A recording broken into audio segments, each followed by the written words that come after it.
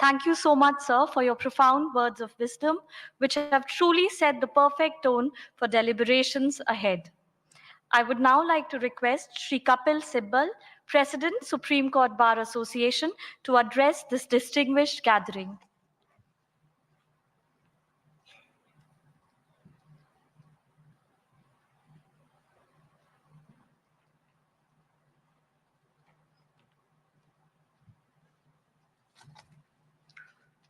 Honorable Prime Minister of India, I may take the liberty to call you Narendra Bhaiji. Distinguished dignitaries present here, I feel honored and privileged to be present here at the National Conference of the District Judiciary to mark the 75th year of the establishment of the Supreme Court of India. Any structure with a weak foundation will impact the edifice and eventually collapse. The justice delivery system at the foundation of the judicial structure needs to be strengthened both in terms of quantity and quality of manpower and infrastructure. Our trial court and district and session courts need to be empowered to deliver justice without fear and favor, unless people at the bottom of the pyramid have the ability to withstand the pressure the superstructure of the polity will not be able to deliver. I don't want to call the judiciary at the level of the trial court and district and session judges to be subordinate, because the judge sitting there delivers justice, and the question of being considered as subordinate to any authority is a contradiction in terms.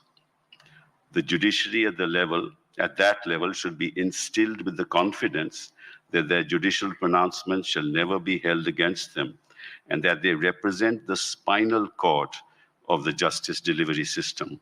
They should have the flexibility and the independence to render judgments in accordance with law without fear or favor.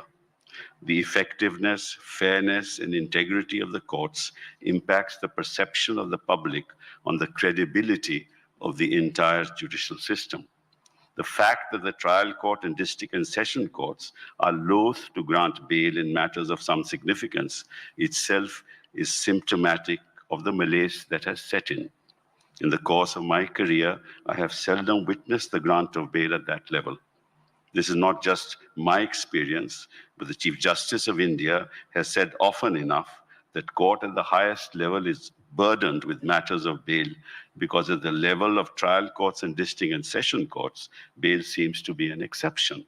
Of course, it goes without saying that the grant of bail depends on the facts and circumstances of each case, but the pronouncements of the court have in the recent past adhered to the principle that bail is the rule and jail an exception.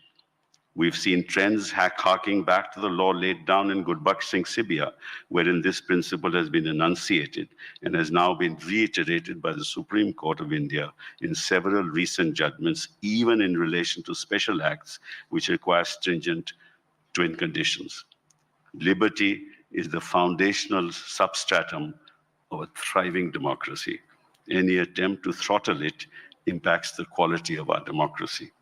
Moving away from liberty, we need to address the problems being faced by trial courts and the district and sessions courts, which impede the quality of the justice delivery system.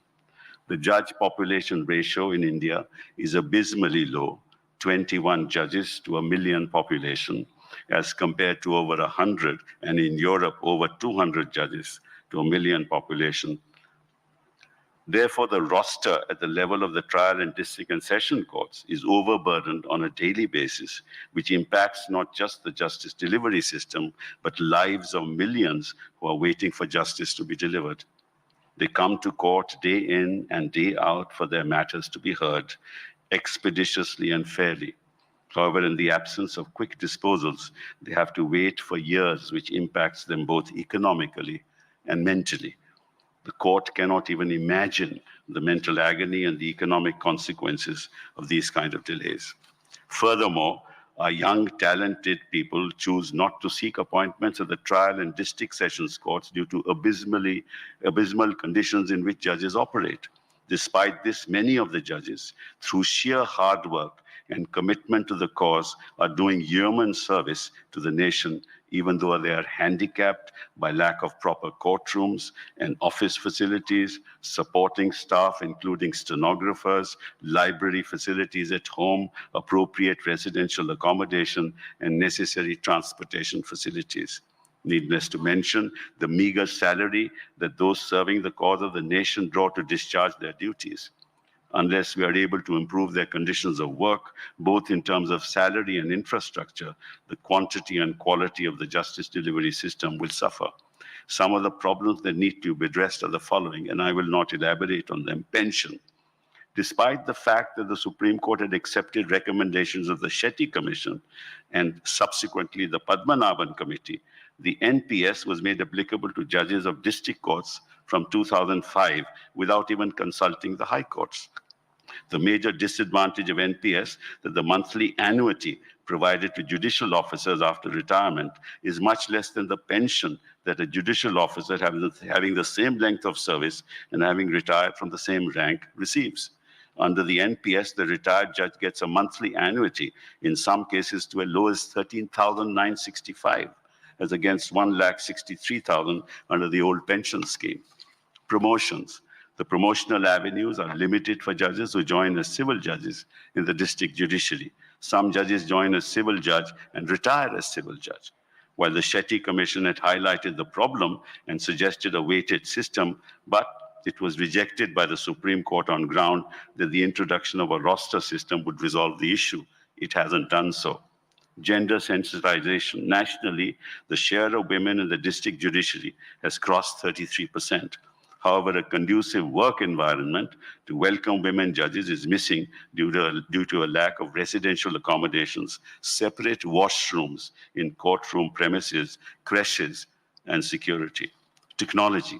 Most of the judges of the district judiciary are not well equipped with technology for the purposes of research, conducting trials.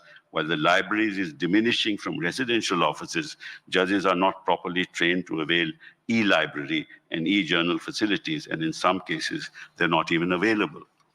Incentives to join judicial services. Young and bright students from national law schools seldom join judicial services, and they do not see promotional avenues and lucrative monetary benefits.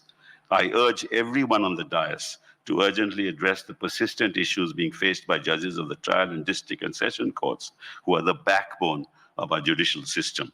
It is time for us to make our justice delivery system more efficient, stronger, and viable.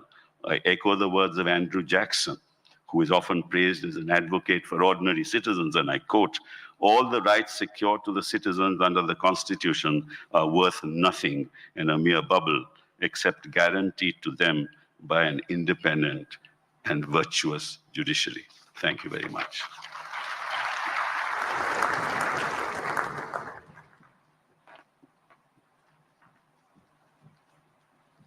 Thank you, sir.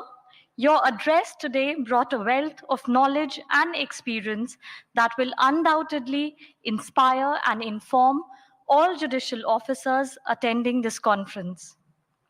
May I now request Sri Manan Kumar Mishra, Chairman Bar Council of India, to address this august gathering. Honorable the Prime Minister of India, Sri Narendra Modi ji, Honorable the Chief Justice of India, Dr. CJI Chandrachud, the dignitaries on the dais and off the dais. In my opinion, even after whatever shortcomings were pointed out by Mr. Kapil Sibal ji, judicial services are supposed to be the best and most prestigious today in comparison to all other services. The role of